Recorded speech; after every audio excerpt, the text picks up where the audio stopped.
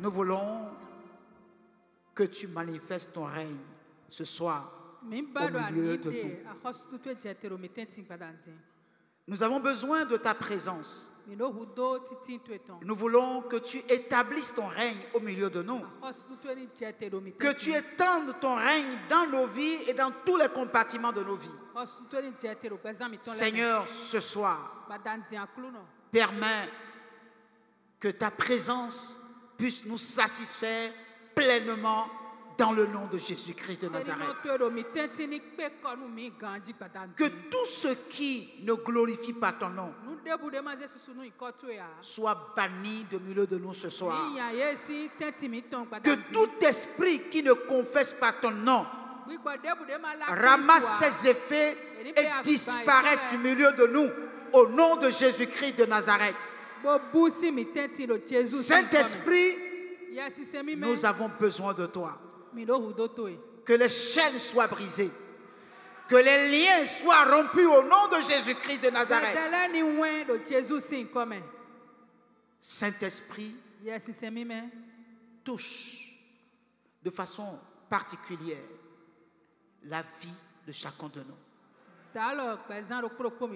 Nous voulons que tu nous permettes d'écouter la voix du Saint-Esprit. Que la volonté de la chair et du sang soit bannie. Et que tout esprit qui s'oppose à ton autorité ici, maintenant, disparaisse au nom de Jésus-Christ de Nazareth. Tu es venu libérer les captifs. Que les captifs soient libérés. Que ceux qui ont le cœur brisé reçoivent la guérison. Règne pleinement, Seigneur. Pour ta gloire, Seigneur, nous avons prié. Au nom de Jésus-Christ de Nazareth. Amen. Amen. Nous acclamons la présence du Seigneur. Alléluia, nous pouvons nous asseoir. Que le Seigneur bénisse tous ceux qui sont ici ce soir. Alléluia. Amen. Alors, nous avons 3 jours à passer ensemble. Nous allons beaucoup plus prier. Gloire à Dieu. Alléluia. C'est vrai que nous sommes dans une semaine pascale et partout on est en train de parler de la Pâque. Gloire à Dieu. Alléluia. Mais je veux que cette semaine soit une semaine de prière pour nous. Parce que, comme vous devez le savoir, la Pâque, c'est la libération. Gloire à Dieu. Alléluia. Et si le Fils vous a franchi, vous serez réellement libre. Et la parole de Dieu déclare que Christ, notre agneau pascal, a été immolé.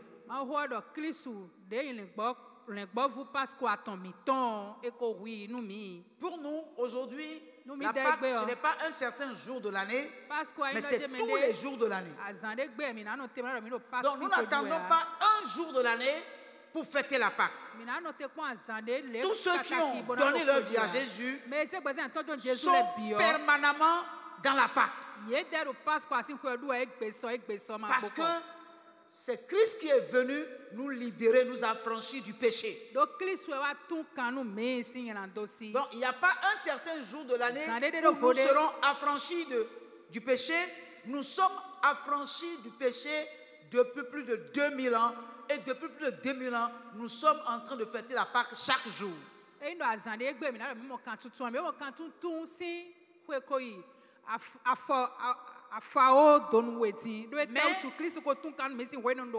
la Pâque qu'on célèbre chaque année nous amène à retourner dans ce qui s'est passé pour que le peuple de Dieu comprenne pourquoi la Pâque et qu'est-ce que c'est que la Pâque. On ne peut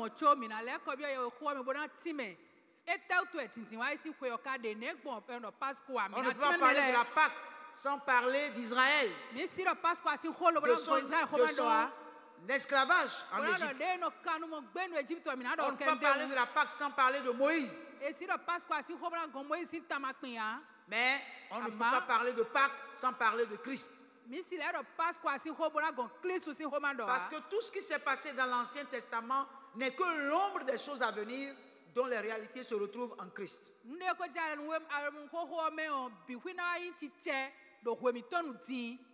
Parce que tout ce qui s'est passé ne faisait que préfigurer la venue du Seigneur et la mort du Seigneur à la croix pour l'humanité tout entière.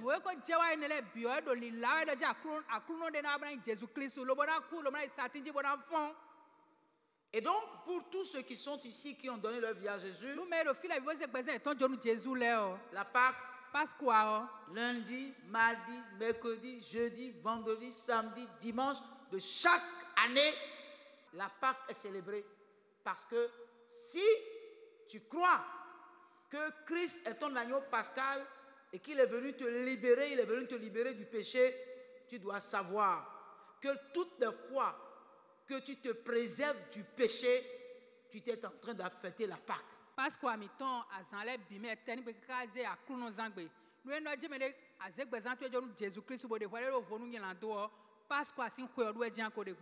Gloire à Dieu. Donc, fêtons la Pâque en sorte que le vieux levain ne trouve pas sa place dans nos vies.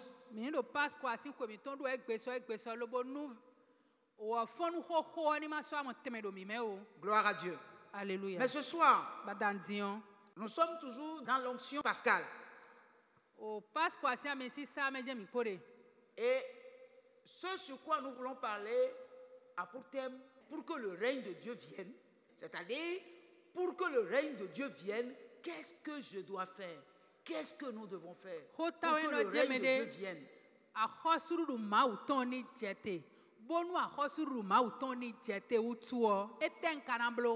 Gloire à Dieu. Qu'est-ce que moi, je dois faire si je veux voir le règne de Dieu dans ma vie, dans mon foyer, dans mes entreprises, dans ma nation? Qu'est-ce qui me revient de faire?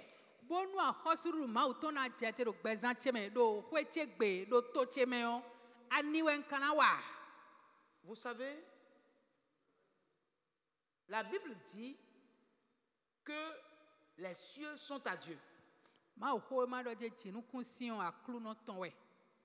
mais que la terre est pour les hommes. Gloire à Dieu.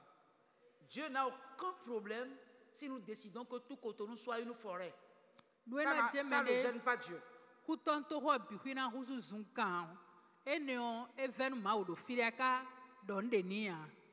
Parce que ce sont les hommes qui décident si Cotonou sera une belle ville ou une forêt. Ce sont les hommes qui décident.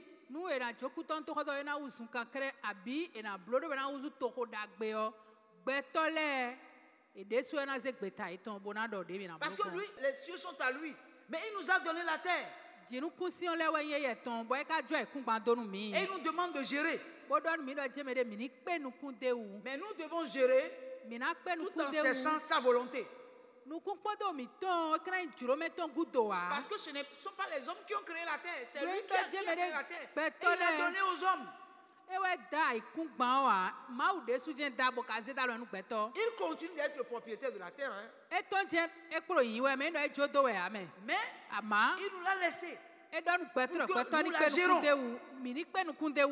Alléluia. Alors, il y a certaines choses que pour que Dieu les fasse, il a besoin de notre collaboration. Il a besoin de notre accord. Si nous ne sommes pas d'accord, il ne le fera pas. Parce que sur la terre, il nous a donné le libre arbitre de faire ce que nous voulons. Gloire à Dieu. Alléluia. Et nous avons choisi le thème dans le livre de Matthieu, chapitre 6, versets 9 à 10. Voici donc comment vous devez prier. Notre Père qui es aux cieux, Que ton nom soit sanctifié. Que ton règne vienne. Que ta volonté soit faite sur la terre comme au ciel. Gloire à Dieu. Alléluia. Ça, c'est la prière que Jésus nous a donné de faire. Alléluia. Amen. Il ne s'agit pas de faire une récitation. Mais qu'est-ce que Dieu veut que cette prière soit pour nous? Alléluia. Il dit, voici donc comment vous devez prier. Notre Père qui es aux cieux, que ton nom soit sanctifié, que ton règne vienne, que ta volonté soit faite sur la terre comme au ciel. La volonté de Dieu, selon le désir de Dieu, soit conforme exactement à la manière dont ça se passe dans les cieux.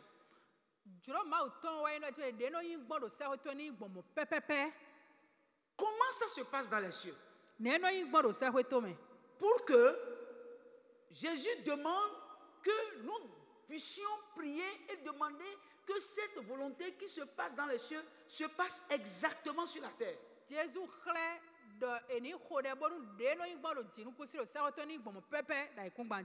Gloire à Dieu. Qu'est-ce qui se passe dans les cieux et qui doit se passer sur la terre? Et nous devons désirer que ce qui se passe là-bas puisse se passer sur la terre.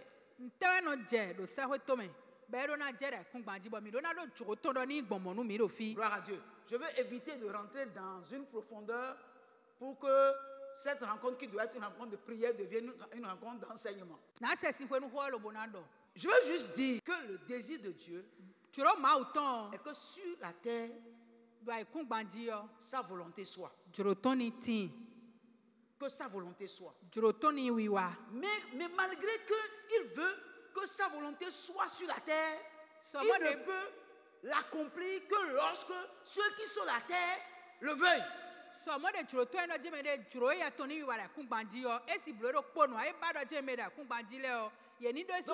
qui sont sur la terre doivent être d'accord que cette volonté qui est au ciel s'accomplisse au milieu d'eux sur la terre.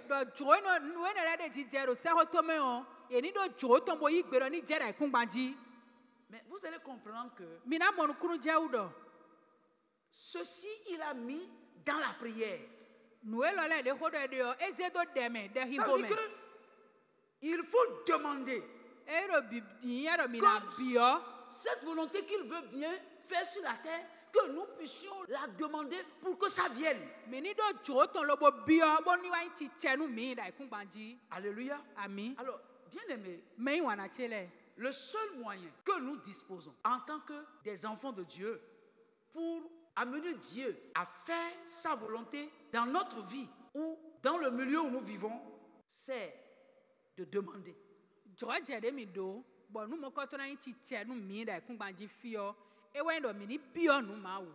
Quand nous lisons la parole de Dieu, il y a certaines choses que Dieu fait et on se dit, mais est-ce qu'il a besoin de demander notre avis, d'avoir notre approbation avant de le faire?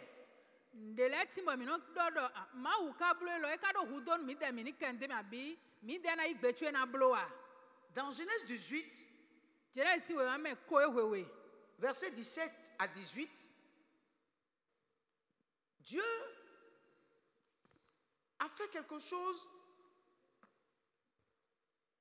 Quand je lis ce passage, je dis, mais Dieu est libre de faire ce qu'il veut. Il n'a pas besoin d'avis de quelqu'un. Mais pourquoi, face à certaines situations, il veut que l'homme intervienne?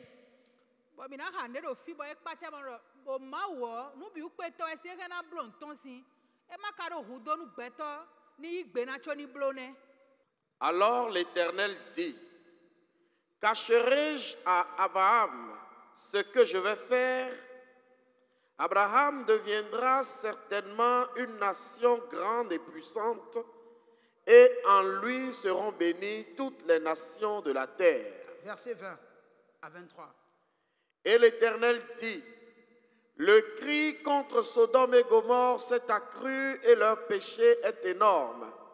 C'est pourquoi je vais descendre et je verrai s'ils ont agi entièrement selon le bruit venu jusqu'à moi, et si cela n'est pas, je le saurai.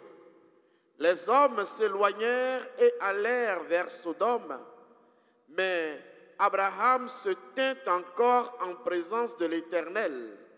Abraham s'approcha et dit, feras-tu aussi périr le juste avec le méchant? Gloire à Dieu. Abraham reçoit une visitation. 3 personnes sont venues lui rendre visite. Et parmi les 3, Abraham a reconnu que parmi eux, il y avait quelqu'un qui est différent des 3 autres et que c'était Dieu, c'était l'Éternel. La Bible définit après que les 2 autres étaient des anges.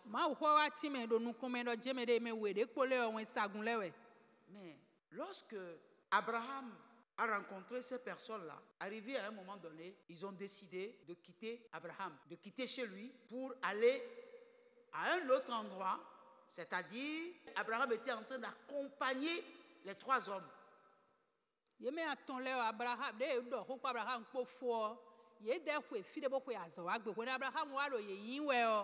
Abraham s'est arrêté, il s'est posé une question, il dit, mais je veux faire quelque chose. Et ce que je veux faire là, est-ce que je le cacherai à Abraham?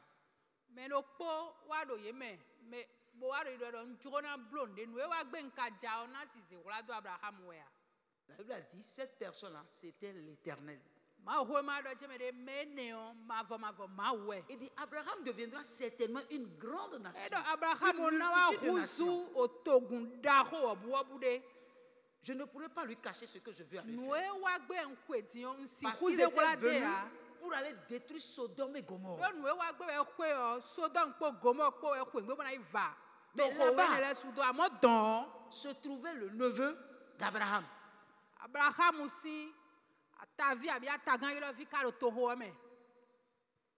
Et là où il était, Dieu a pris la décision d'aller détruire l'endroit. Mais avant d'y aller, il a fait escale chez Abraham. Et puis, pendant qu'il partait, il s'est dit, ce que je vais aller faire là, est-ce que c'est bon de le cacher à Abraham? Gloire à Dieu. Alléluia. Même s'il ne le lui dit pas, est-ce que c'est un problème? Mais il a dit, cacherai-je à Abraham ce que je vais aller faire?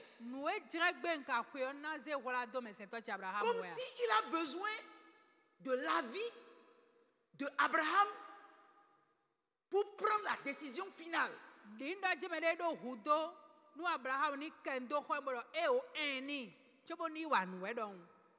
Donc en réalité, Dieu donne la considération à l'homme qu'il a créé. Dieu ne prend pas cette décision comme ça simplement et dit je m'en fous de vous, je n'ai pas besoin de votre avis, je ferai ce que je veux. Non, des fois, Dieu dit il ne faut pas que je cache certaines choses, je dois le dire. Alors,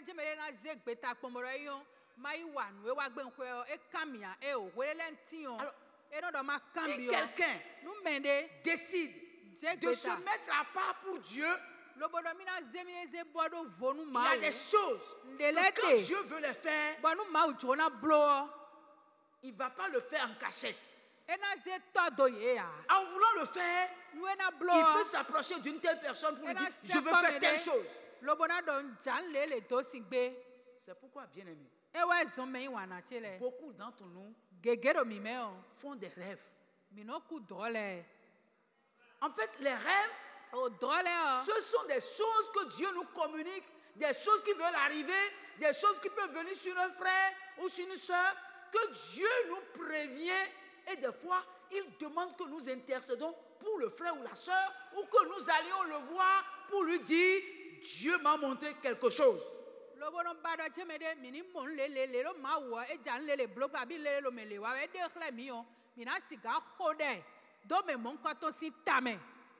Personne ne se couche et désire rêver. Non, nous ne décidons pas de rêver. Et ce n'est pas tout le monde qui rêve. Mais il y a des gens à qui Dieu accorde des rêves sur des choses qui peuvent se passer demain, qui peuvent se passer dans une année, qui peut se passer dans la vie d'un frère. C'est une manière de Dieu de montrer à l'homme ce qu'il décide de faire. Gloire à Dieu. Alléluia. Et lorsqu'il a dit à Abraham, le cri du péché de Sodome et Gomorrhe est monté vers moi.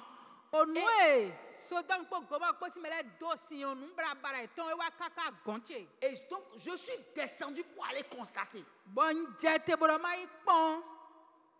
Et si je le trouve comme ça, je vais le détruire. Dieu parlait à Abraham. Mais avant qu'il ne lui parle, les deux anges qui étaient avec eux sont déjà partis en direction de Sodome et Gomorrhe. Et Abraham se tenait debout avec l'Éternel et l'Éternel lui annonçait ce qu'ils s'en vont faire.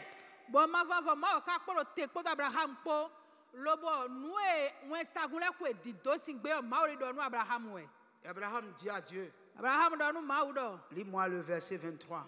Abraham s'approcha et dit, feras-tu aussi périr le juste avec le méchant? Vous comprenez? Abraham a commencé par intervenir pour dire à Dieu, feras-tu périr le juste et le méchant?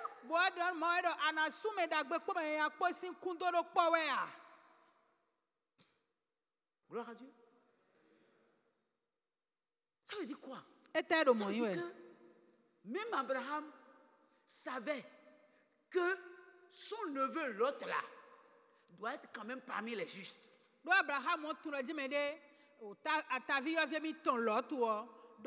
il a voulu défendre la cause de son neveu. Il dit, mais tu ne peux pas faire périr le juste et le méchant au même titre. Tu dois épargner le juste. Si nous allons continuer la lecture, nous allons constater que Abraham a continué à tirer avec Dieu pour que Dieu ne détruise pas Sodome et Gomorrhe.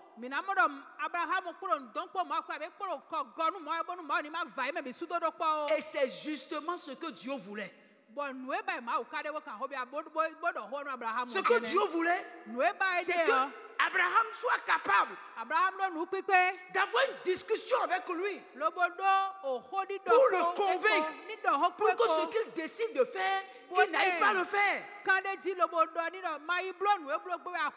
vous suivez bien la discussion, vous allez constater qu'Abraham a amené Dieu à changer d'une manière ou d'une autre sa décision.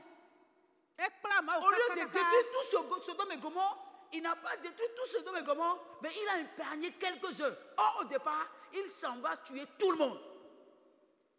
Mais il a averti Abraham.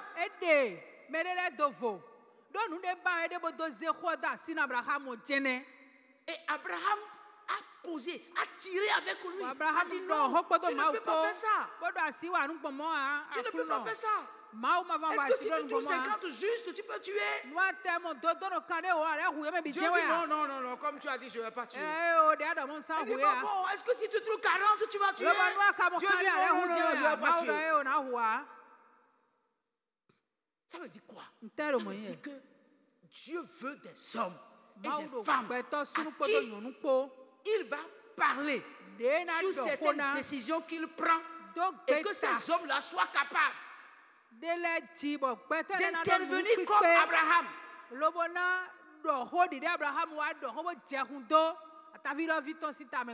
Gloire à Dieu. Alléluia. Bien aimé, Dieu peut prendre la décision de faire quelque chose, mais peut passer par une soeur ou par un frère dans un songe ou dans une vision, et le frère peut se mettre à intercéder, peut se mettre à prier, peut se mettre à demander à Dieu en mettant sa propre parole devant lui pour convaincre Dieu à ne plus faire ce qu'il est sur le point de faire.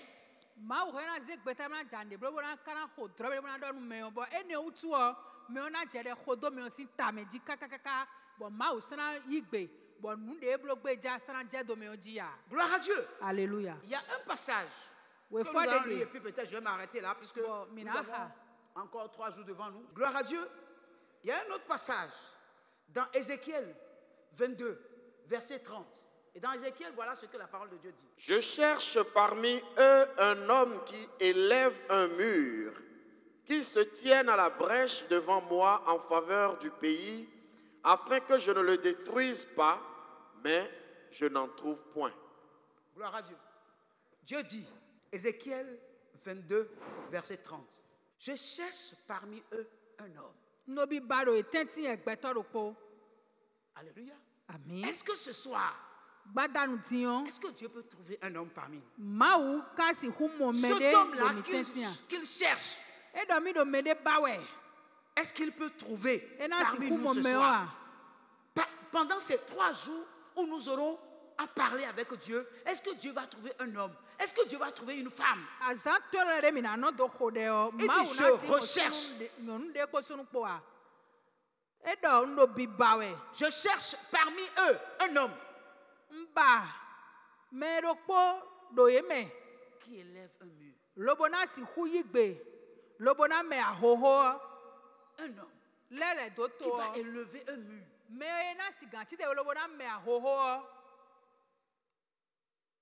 Pour que ce qu'il a décidé de faire,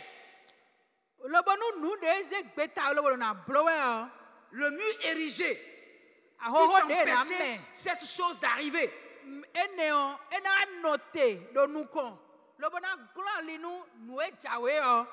Alléluia. Amen.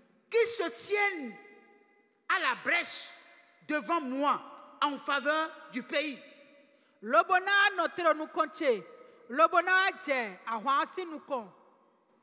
Alors, bien aimé,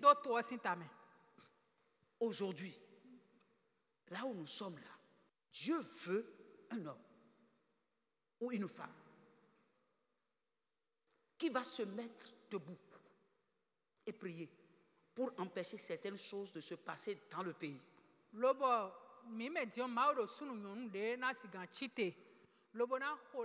C'est-à-dire que le Bénin a besoin d'un intercesseur.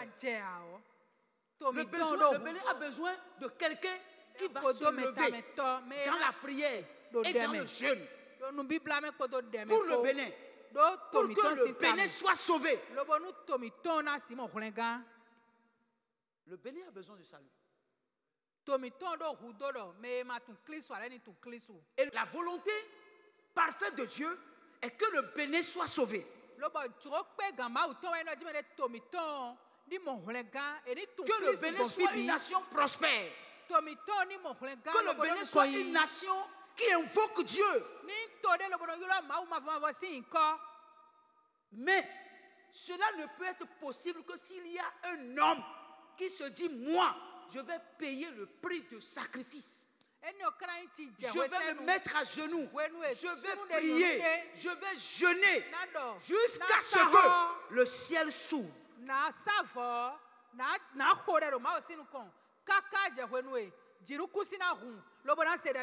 volonté de Dieu dans le ciel est que le Bénin soit libéré. La volonté de Dieu dans le ciel Et que toi-même, tu sois libéré. Que ton foyer soit sauvé. Que tes entreprises soient sauvées. Que tes finances soient sauvées. Dieu veut cela dans le ciel. Dieu le veut. Mais sur la terre, pour que Dieu le fasse, il faut un homme, il faut une femme. Et il dit, je cherche et je ne trouve pas.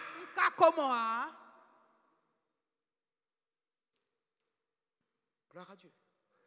Dans ton foyer, Dieu cherche un homme pour intercéder, pour que ton foyer soit sauvé. Alléluia. Est-ce que Dieu peut te trouver dans ton foyer comme un intercesseur? Femme, est-ce que Dieu peut te voir dans ton foyer comme une intercesseuse de ton foyer?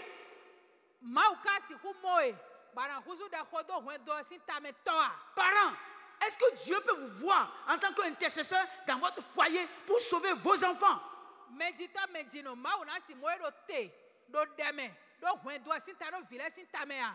Il dit, je cherche un homme. Je cherche une femme. Toi, tu n'es pas un homme. Mais tu n'es pas une femme. Mais Dieu dit, je cherche. Alléluia. Amen. Cacherai-je à Abraham ce que je veux faire?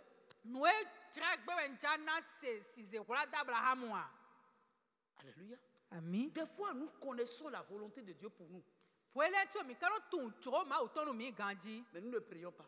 Il y a les gens qui disent, est-ce que si Dieu veut faire là, même si je ne prie pas, il va faire. Non, il ne va pas faire. Il ne va pas faire. Parce que même s'il t'a dit je veux le faire, il veut que toi, tu discutes avec lui. Mais Dieu peut te dire, il veut te faire du bien. Et puis tu discutes avec lui, tu lui dis, mais quel bien tu veux me faire? Explique-moi le bien que tu me fais. Et dans ce qu'il veut te faire, il t'explique, et tu constates qu'il y a des choses que tu veux qui ne sont pas dedans. Tu introduis ces choses dedans. Tu lui dis, Seigneur, mais ça là, je veux aussi ça. Bien aimé, souvent, nous ratons les moments de notre visitation. Il y a des moments où Dieu nous visite et c'est le moment favorable pour nous. Mais faute de lumière, faute de révélation, nous laissons passer le moment de notre visitation.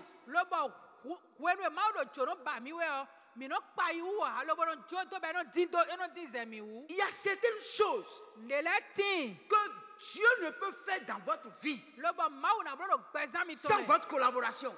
Même s'il veut le faire, même s'il veut le faire, même si vous avez la révélation que Dieu veut le faire, ce n'est pas toutes les prophéties que Dieu met sur vous qui se accomplissent. Quand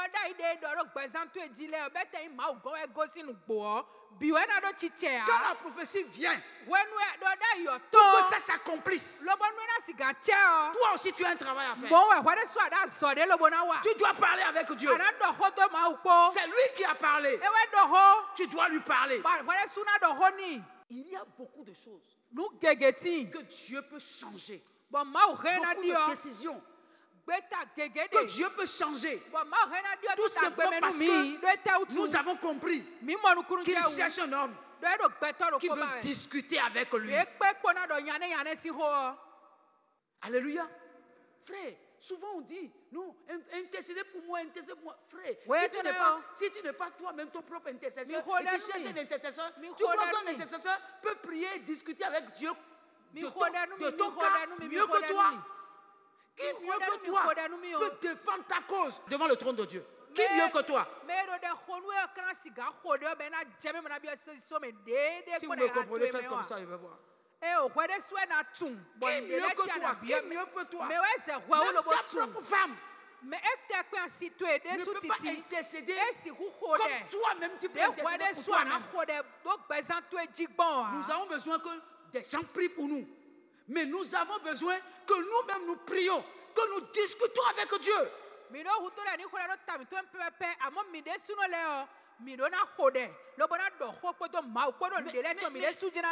regardez Jacob. Il allait dans une aventure dont il ne sait absolument rien.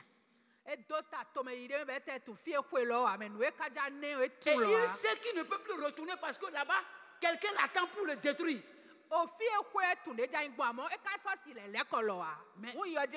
Mais la nuit là, quand il a rencontré cet homme, il a compris que celui-là, quand on le rencontre, on ne peut pas le laisser partir sans qu'il ne dise un mot. Il dit non, tu vas dire un mot sur ma vie. Mais là où je suis arrivé à la croisée des chemins. C'est ici maintenant que je saurai si là où je vais réussir. Mais si je réussis là, je reviendrai ici encore. Et je vais payer ma dîme. La dîme de tous mes revenus. Il a fait cette prière. Et puis il a rencontré l'homme. Il dit, toi, tu ne bouges pas. Est-ce que vous croyez que quelqu'un peut se battre contre Dieu? Non. Mais Dieu l'a laissé se battre contre lui. Et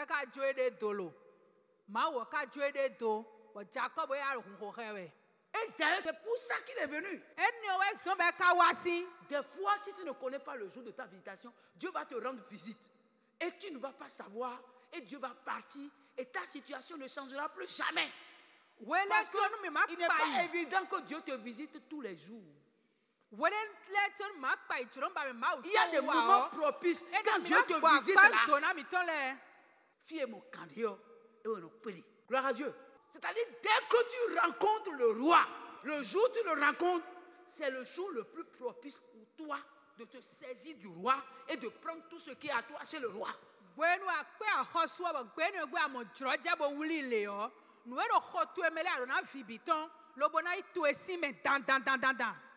Alléluia. Jacob a dit, je ne te laisserai pas aller sans que tu ne m'aies béni. Et il a tout fait. Le monsieur le renverse, lui aussi renverse le monsieur. Jusqu'à ce que le monsieur a dit, mais ce gars-là, je vais lui faire mal. Je vais lui faire mal. Et Dieu lui déboîta la hanche. C'est-à-dire qu'il ne peut plus se tenir debout. Donc, normalement, le monsieur pouvait partir. Mais malgré ça, il a tenu. Le monsieur a dit, comment t'appelles-tu? Entre-temps, c'est Jacob qui lui demandait son nom. Il dit, pourquoi tu me demandes mon nom?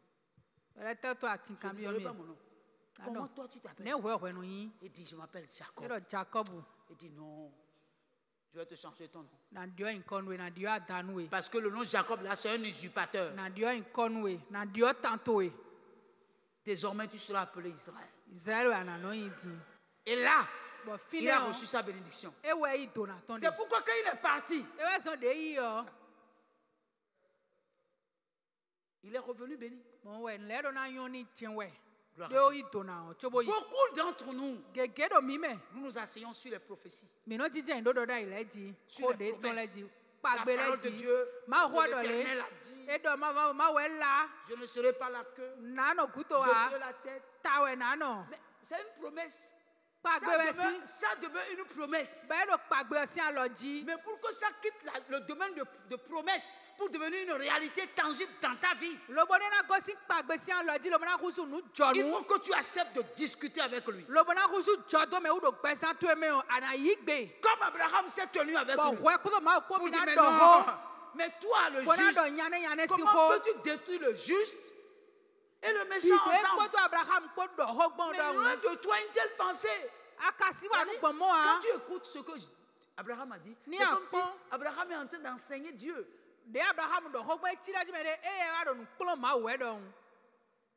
Gloire à Dieu. Alléluia. Moïse va dire à Dieu, quand tu as dit, je vais détruire ce peuple. Comment tu peux dire ça? Mais les gens là, les autres peuples là, le Dieu là n'a pas la force de les sauver. C'est pourquoi il les a détruits. Et ton nom sera gâté. Regardez, Moïse est en train de conseiller Dieu. Et Dieu a écouté son conseil. Vous croyez que Dieu ne veut pas que vous lui conseillez? Mais Dieu veut. Il est le même hier, le même aujourd'hui, et le même pour toujours. Cette situation qui te hante, il peut la transformer. Il peut la changer. Si tu as le courage de te tenir devant lui et de discuter comme Abraham a discuté, il peut changer cette situation. Alors mon frère, qu'est-ce que je peux faire maintenant? Tu veux que je prie pour toi? Parce qu'en réalité, chacun doit sauver sa tête maintenant. Ce n'est pas le pasteur qui prie pour les gens. Hein. Le pasteur prie pour lui-même d'abord. Et chacun prie pour lui. Ici, c'est le sauve qui peut. Alors ce soir, je te donne juste 15 minutes. Et pendant 15 minutes, tu vas discuter avec Dieu. Seigneur notre Dieu, nous voulons te dire merci pour cette rencontre de ce soir. Nous te prions de faire régner ta gloire au milieu de nous ce soir. Que tout esprit qui ne confesse pas ton nom soit banni à jamais. Soit banni à jamais. Soit banni à jamais. Que toutes les forces du monde des ténèbres soient consumées par le feu divin. Seigneur, nous prions pour que cette nation, le Bénin, soit le pays de l'évangile, soit le pays de l'évangile, soit la nation de l'évangile, que partout l'évangile soit semé, que le Bénin soit sauvé, que le Bénin soit sauvé, que la nation béninoise soit sauvée une fois pour toutes dans le nom de Jésus-Christ. Ce soir, que toute personne qui se trouve parmi nous, qui porte en elle le germe d'une maladie, reçoive la guérison. Que la puissance de la guérison touche de telles personnes, afin qu'il y ait des témoignages au nom de Jésus-Christ de Nazareth. Toute personne qui est sous le coup d'une condamnation soit délivrée ce soir par la puissance du Saint-Esprit. Que la puissance du Saint-Esprit te libère de toute forme de condamnation, d'envoûtement, de sorcellerie. Quelle que soit l'origine de la condamnation, que le feu divin descende et la consume au nom de Jésus-Christ de Nazareth. Que le roi de gloire fasse son entrée pour toujours et à jamais. Au nom de Jésus, nous avons prié.